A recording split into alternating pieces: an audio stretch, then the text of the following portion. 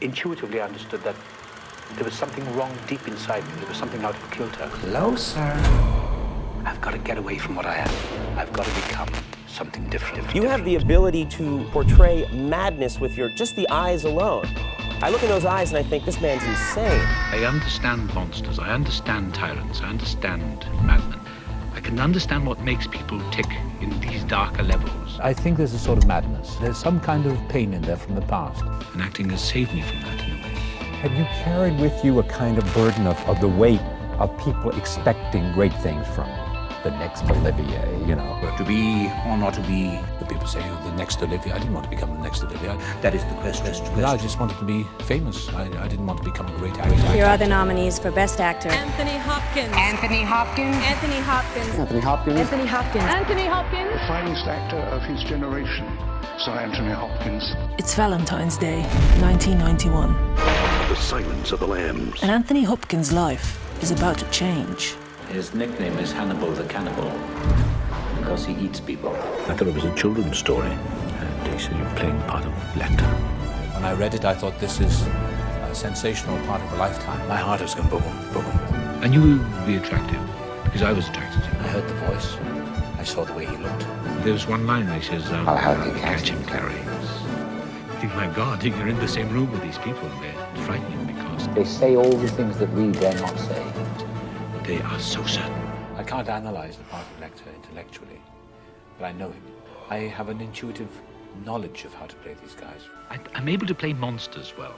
You're able to assume the emotional point of view of other people, even those that might scare or sicken you. It's a troubling gift, I should think.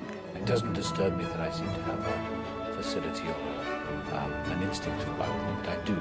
He's a humanitarian. He's a good man locked inside this insane mind. For some, God knows what reason, I understood the man and how to play him. I'm fascinated by the shadow side of our psyches, because they are also the most creative sides of us.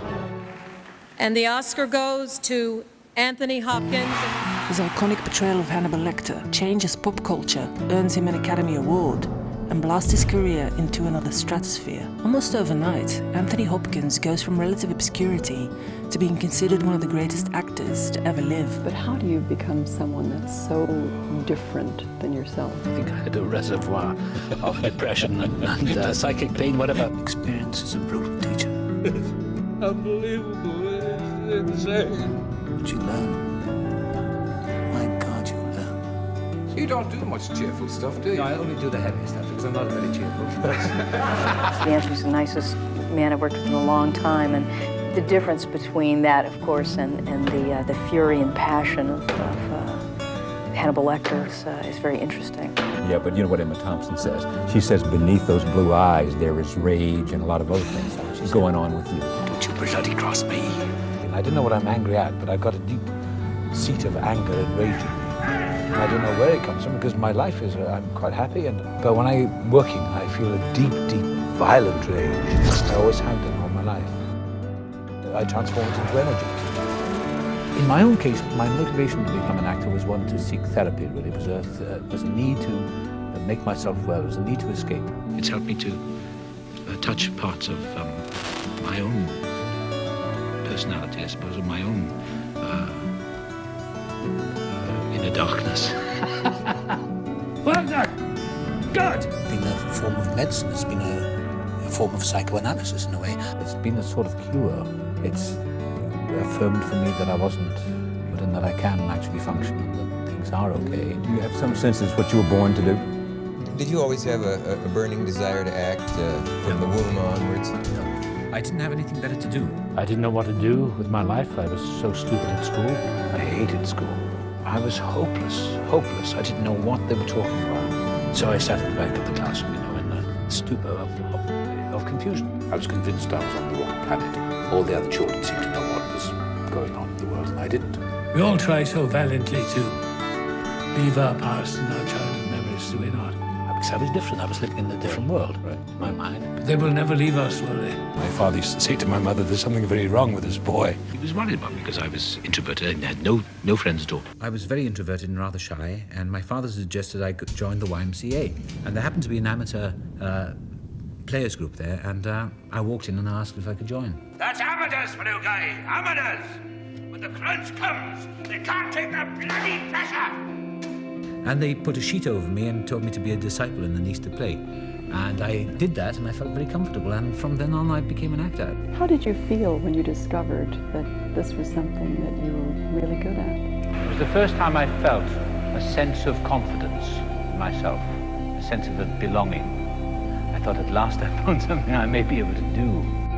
I thought, this is it. I remember stopping and thinking, I've got to get out of this place. I thought, I've got to get out of here. I've got to get away from what I am. I want to become famous. Did you want to be a great success? Yeah, I did. That's what I wanted to become. All my life I wanted to do something big. All I ever wanted to be was rich and famous. Something bigger and better than all the other jokers. I wanted it all. I wanted to be successful, and I wanted to be famous, and I wanted to be in movies. I can't believe that about you. Aren't you interested in the art? I said, no, not at all. Those are my motives. That's what a refined actor I am. You have a reputation for acting by instinct. What does that mean? Jesus Christ. He loses himself in the act. You don't see where it comes from. You don't see what it is. I don't complicate it by trying to examine it. It's a pointless exercise. It really is an exercise in futility, sitting around talking about acting. He just steps onto a different speed of train than everybody else is travelling on. Well, I've talked about it endlessly, and I came out of the same door none the wiser. And so I've stopped talking about it. I suspect he doesn't know when it's going to happen. He just sort of does it.